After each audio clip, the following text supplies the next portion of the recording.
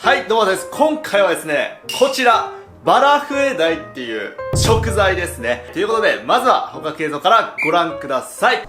はい、ということで今日は追い込み漁です。追い込み漁は7、8人でやるんで、たまたまみんなの予定があった時にやったりしてます。こんな感じで漁に行く前に網のセットをしておきます。もう何百メーターとかの規模なんで、結構ね、大きいんですよ。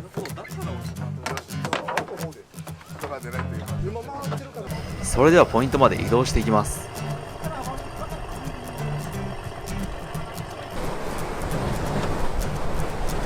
荒れてんね。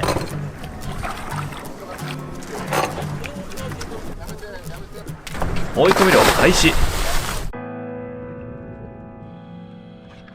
さてまずは海底に網を張っていきます。複雑なサンゴの地形なんで、ここもね人力でやんなきゃいけないんですよ。もうこれがねかなりの重労働なんですね。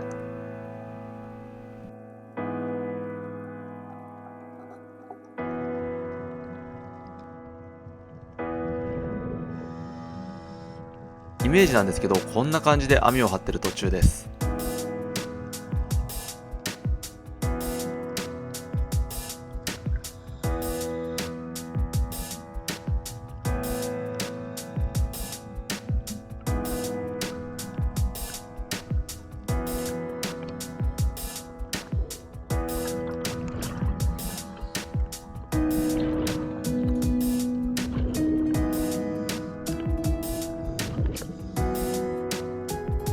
だいぶ網が張り終わってきました。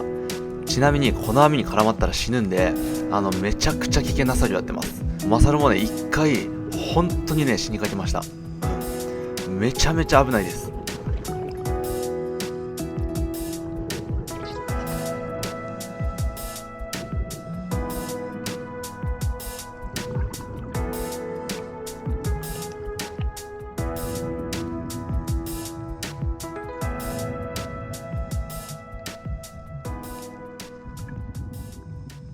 さて網を張り終えたら、今度は魚を追い込んでいきます。船の上でボンベを変えて2回目です。追い込み漁はですね、だいたい 500m ぐらい魚を追いかけて、で網に入れていくって感じですね。海底で全速力で泳ぐんで、なんかパッと見綺麗な映像なんですけど、めちゃめちゃしんどいんですよこれが。言ってしまえば一種マラソンみたいな感じのところはありますね。で皆さん青い魚が見えると思うんですけど、あれがですねグルクンです。今回狙ってる魚ですね。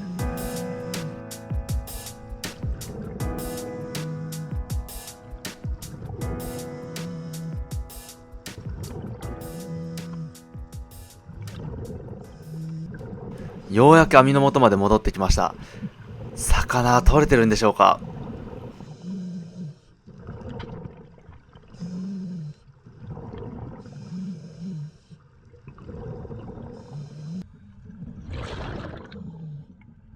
奥に魚群が見えますね。これは大量なんじゃないでしょうか。大量ですね。おそらく300キロぐらいは魚取れてるんじゃないでしょうか。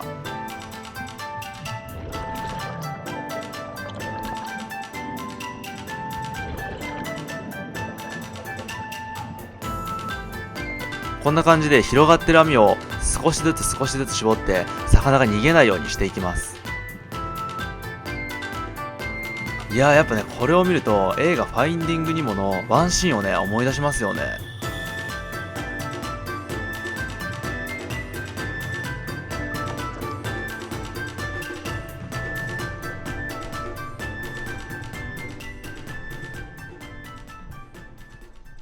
さて今度は水揚げ。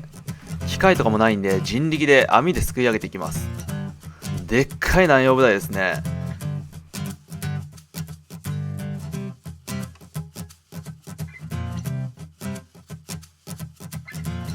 あ、今バラフエダイもいましたね。じゃあ魚をあげたら今度は網の引き上げです。絡まないように気をつけながらね開けていきます。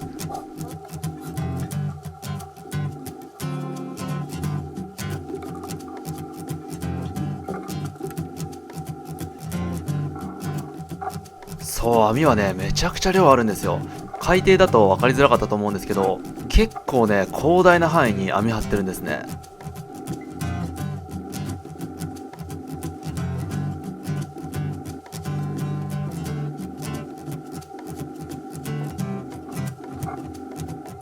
ちなみにこれ農業で出るゴミの袋なんですけど、浮きはこれがね、再利用されてるんですよ。さて、やっと帰ってきました。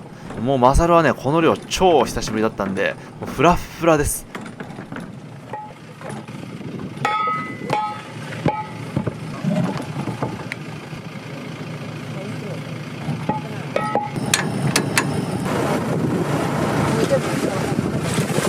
全然入んねえ。出ましたね、今日の食材、バラフエダイ。でかいっすね。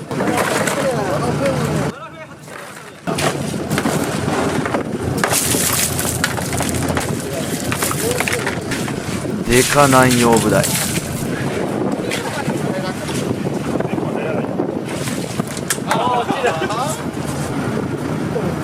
ちなみにさすがにこれはクレーンで引き上げてコンテナに詰め込んでいきます。今日はねこれ持って帰ります。やばいやつです。さてこれが最後の工程です。グルクンだけ仕分けして10キロごとの重さにしていきます。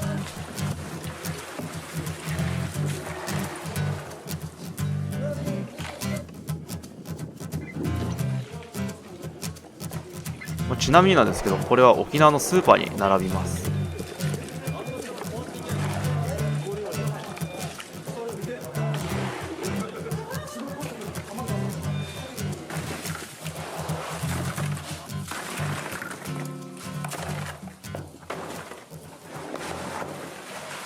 はい、ということで今日はついにバラフエダイなんですけども、何がついになのかと言いますと、今までね、いろんなシガテラに当たりそうな魚を食べてきたんですけども、実はですね、シガテラ毒最もヤバい魚ランキングベスト3っていうものがありまして、もうその3種類の魚がシガテラ毒の食中毒例の6割を占めてる。そんなヤバい魚が3匹いるんですけども、その3匹何かと言いますと、まずバラハタ、そして一点フエダイ、そしてこいつバラフエダイということになっております。で、今回みたいに網にかかったりすることもね、時々あるんですけども、正直に言いますね。全部捨てられてます。誰も食べないし、誰も買わないです。これはさ、そんな危ないもん誰も食べんよ。でも、この魚、実は美味しいって言われてるんですよ。今日はね、もうどうせ捨てられるのももったいないし、3切れだけ食べちゃおうかなと思っております。ということで早速観察していきましょう。ということでこちらがバラフエダイですね。7.5 キロありました。これはね、だいたいね、75センチぐらいだと思うんですけども、大きいやつだとね、1メーター超えます。めちゃめちゃでかくなる魚です。でね、この背中が黒いのがね、やっぱ特徴的だと思うんですよ。海の中とかで見るとね、結構ね、不気味な感じですね。やっぱね、誰も取らないからね、いっぱいいます。で、ちなみにですね、ゴマフエダイって言って、これにめちゃめちゃ似てる魚がいて、それはシンプルにすっごい味がいい魚なんですけど、それの見分け方も説明しておきますね。バラフエダイはですね、尻尾がこんな感じで、なんていうんですかね、2つに分かれて尖ってるんですけども、ゴマフエダイはここがね、まっすぐなってるんですよ。多分ね、それがね、一番見分けやすいポイントだと思う。見た目はほぼ一緒です。で、これ、牙が半端ないよね。めちゃめちゃ尖ってます。こういう牙は獲物を噛み砕く役割っていうよりは、口に入ってきた獲物が出ていかないように返しみたいな役割ですよね。こんだけでかい口で生きたまま丸飲みするから逃げられないようにしないといけないですからね。これね、お腹パンパンなんですよ。ワンチャン内臓脂肪なんじゃないかな。で、多分今初見さんはね、シガテラってなんなんみたいな感じだと思うんで、ちょっとだけ説明させてください。シガテラ毒っていうのはですね、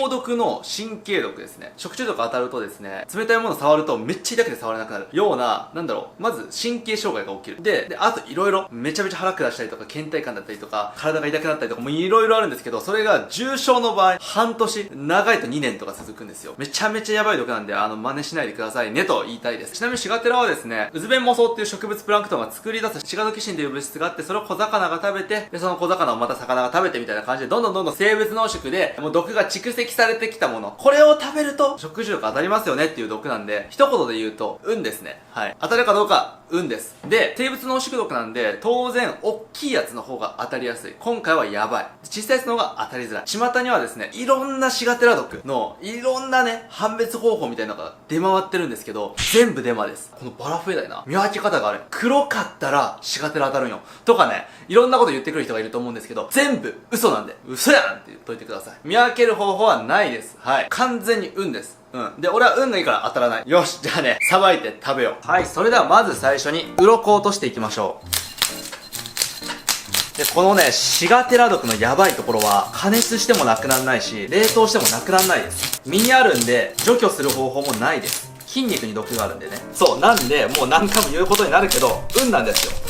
で、シガテラ検査キットとかがあったらいいんですけど、ないです。だからもう、何回目になるかわかんないけど、なんです。まあ、今回はね、3切れしか食べれないんで、せっかくなんで最高の状態で食べれるようにしましょう。本当はね、鱗取り水をかけながらやった方が飛ばないんですけど、夏場の時期だと水道水結構ぬるいんで、水道水かけちゃうと魚体がぬるくなって鮮度が落ちちゃうんですよね。夏場は水道水あんまかけない方がいいですね。鱗は後で掃除すればいいです。よいしょ。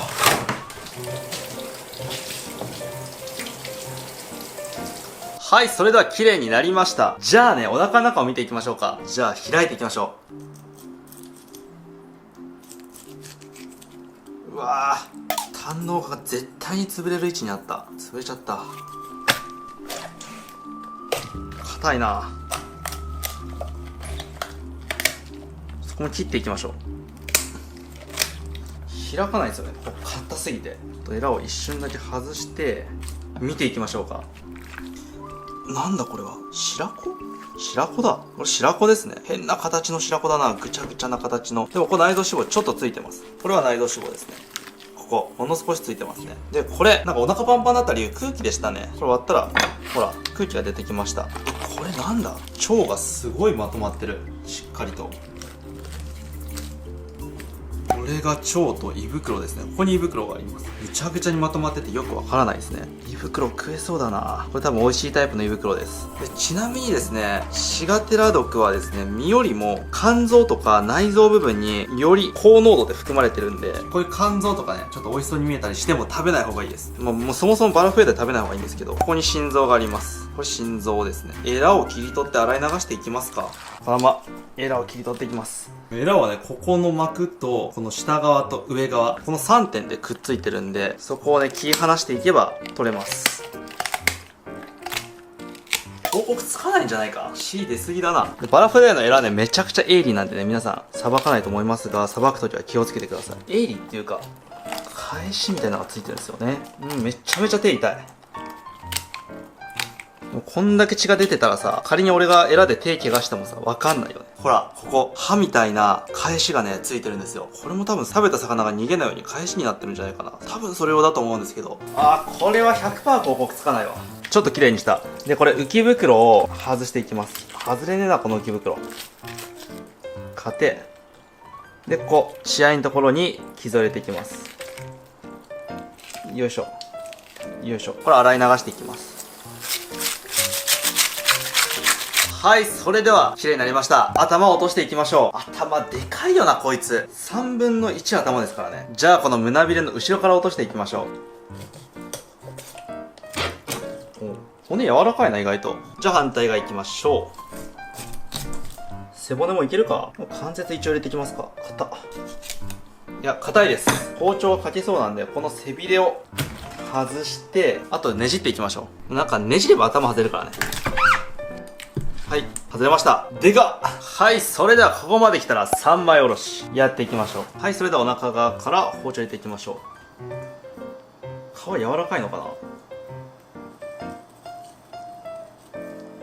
皮はちょっと硬そうではあるね。ちなみにね、シガテラ毒は水に溶けるんで、例えばシガテラ毒の魚を味噌汁とかにすると、味噌汁の具材を食べただけでシガテラ毒に当たるっていう、最悪の状態になるんですよ。俺魚食べてないのにシガテラ当たったんだけど、みたいな。なり得ます。気をつけてください。そう、だから最悪、出汁だけでも使おうかなって思って、出汁取ったらシガテラ当たる。もうね、何にも使えんのよ、シガテラって。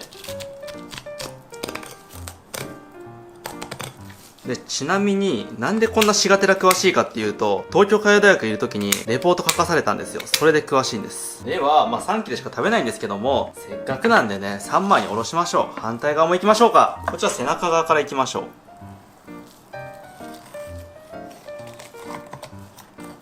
これさばきやすいな、この魚。これシガテラなかったら高級魚になってたね。確実にさばきやすいし、見た目の色も綺麗ですしね。もう食べる地域もあるみたいなんですよね。一応販売禁止にはなってないんですよ。販売自粛してくださいねみたいな感じなんですよね。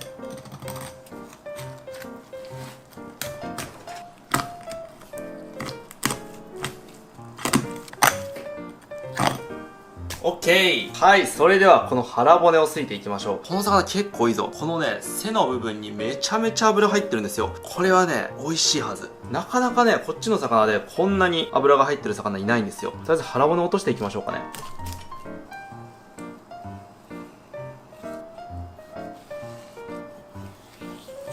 ちょっと薄皮残りましたね。こうですかね。じゃあ、これ血合い骨落としていきます。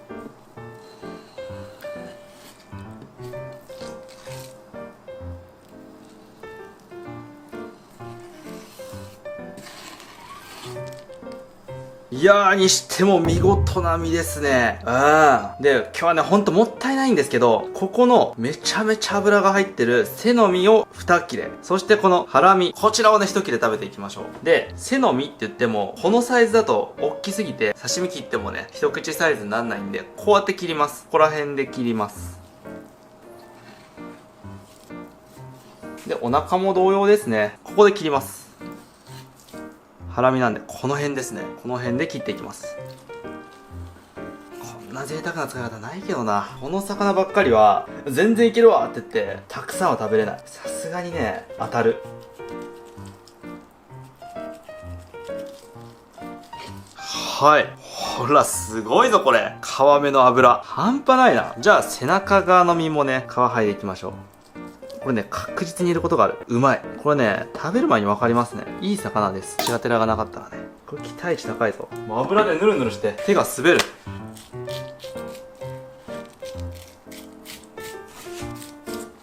これすごいぞ。そして皆さん残念なご報告です。あしらいが何一つありませんでした。皿の上に直接盛ります。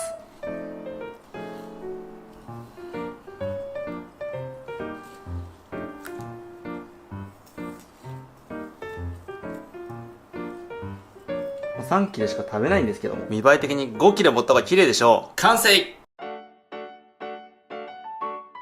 はい、それでは完成しました。いただきます。これがおそらく人生初で人生最後のバラフエダになるであろう。食べています。まずはハラミからいただきますね。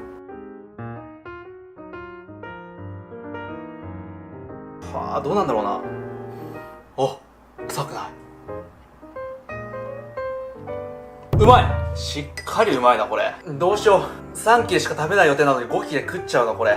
しっかりうまいな。こっちの魚っぽくないですね。なんだろう、こっちの魚って結構さっぱりしてる味わいのものが多いんですけど、しっかり濃厚な味があって、でかつ脂も乗ってる。普通にうまいね。で臭みもない。で食感も取れてから48時間ぐらい経ってるんですけど、すごい柔らかくて食感もいい。美味しい。じゃあ背中の身いきますね。でも背中の身はね、ちょっと微妙かも。背中の身は結構筋っぽくて、食感が悪いですね。まあ味はいいんですけど、食感が悪いですね。なるほど。腹の方は絶品です。ダメだよ、食べちゃみんな。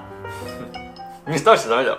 はい、それではごちそうさまでした。いやー、しっかりうまかったな。シガテラ毒に関してはですね、もう本当に発症までがすごい短くて、食べて2時間から8時間ぐらいで発症する。結構ね、特効性の毒なんで、結果が出るのは早いよね。明日朝にはもう確実に結果が出てる。そんな前なら食おうかな。みんな絶対思っちゃダメ。食べない方がいいから。ということで、オンラインサロンマサルの漁業再生日記ではですね、僕は水産加工場立ち上げまでの様子、裏側をですね、毎週配信しております。こういうことやるぞとか、こういう風にやっていくぞみたいな話をね、ずっとしてるんですけども、なんかそれでなんかみんなで盛り上がってるのが最高にね、これ楽しいんで、コミュニティとしても結構面白くなっていきそうだなという感じになっております。はい。ぜひぜひ覗きに来てみてください。ということで、最後までご視聴いただき、ありがとうございました。